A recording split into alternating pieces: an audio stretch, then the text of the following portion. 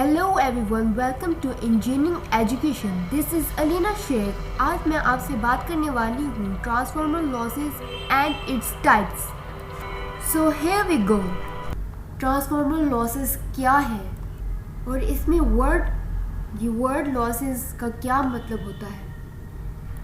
Suppose करते हैं ये हमारा इनपुट है, ये हमारा ट्रांसफॉर्मर है और ये हमारा आउटपुट है। ये ट्रांसफॉर्मर क्या करता है, जब हम इनपुट सप्लाई देते हैं, इलेक्ट्रिकल सप्लाई देते हैं, तो आउटपुट में भी ये ट्रांसफॉर्मर हमें इलेक्ट्रिकल एनर्जी देगा। जब हम सप्लाई देते हैं तो ट्रांसफॉर्मर पूरा इलेक्ट्रिकल एनर्जी नहीं दे पाता, तो इसे लॉसेस कहते हैं।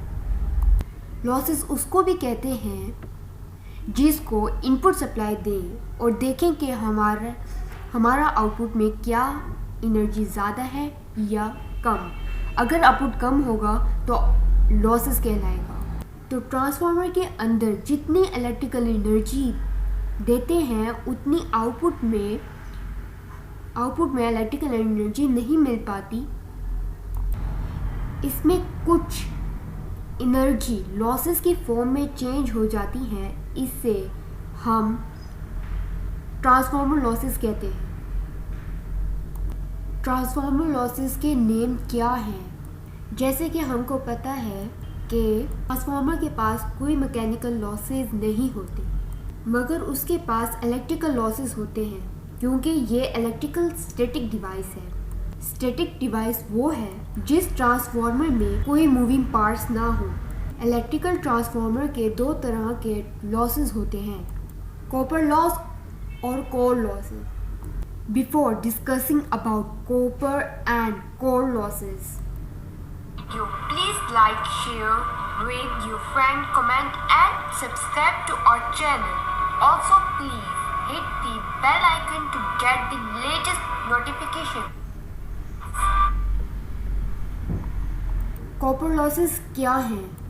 ये वाइंडिंग हमारी कॉपर की बनी होती है। ये वाइंडिंग कॉपर लॉस कहलाती है बिकॉज ये कॉपर से बनी होती है। कॉपर लॉसेस को हीट लॉस भी कहा जाता है। कॉपर लॉस करंट डिपेंडेंट होते हैं। जब हम इनपुट से सप्लाई देते हैं, वोल्टेज सप्लाई देते हैं, तो करंट डिवेलप होता है। कॉपर लॉसेस वाइंडिंग में डिवेलप हो जाते हैं करंट की वजह से। सपोज करते हैं कि हमारे लोड की प्लेस पे हमारी मोटर्स लगी हुई हैं, बहुत सारी मोटर्स लगी हुई हैं जो वो ऑन भी हो रही हैं और स्टॉप भी हो रही हैं। तो करंट जो होगा वाइंडिंग में वो इंक्रीज़ और डिक्रीज़ होगा। तो कॉपर लॉसेस भी फिक्स नहीं रहते। ये कॉपर लॉसेस वेरिएबल लॉसेस कहलाते हैं। इस वाइंडिंग कॉपर में रेजिस्टेंस होते हैं जो करंट को रोकने का काम करते हैं। रेजिस्टेंस करंट को आसानी से नहीं जाने देता। फिर करंट कन्वर्ट हो जाता है हीट की फॉर्म में। वाइंडिंग अब गर्म हो जाएगी। जब वाइंडिंग गर्म हो जाती है, इलेक्ट्रिकल एनर्जी कन्वर्ट हो जाएगी हीट की फॉर्म में। Than copper losses is produce. इसलिए कॉपर लॉस को हीट लॉस भी कहा जाता है। दो चीज़ें हमको याद रखनी हैं। कॉपर लॉस करंट डिपेंडेंट है। It is not fixed, it is variable loss. Core losses को हम आयरन लॉसेस भी कहते हैं, क्योंकि ये कोर आयरन का बना होता है। कोर लॉसेस वोल्टेज डिपेंडेंट होते हैं और इसके लॉसेस फिक्स्ड रहते हैं। फॉर एग्जांपल, इनपुट में हमने 11 kVL वोल्टेज सप्लाई दी है, आउटपुट में हमें 415 वोल्ट मिलता है। Even then voltages are fixed. Why core losses is always fixed?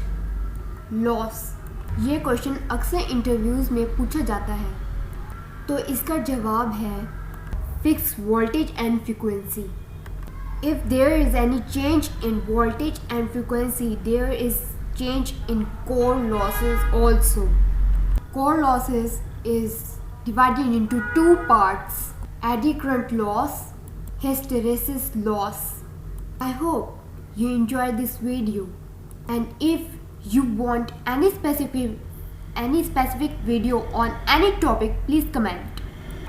Thanks for watching video.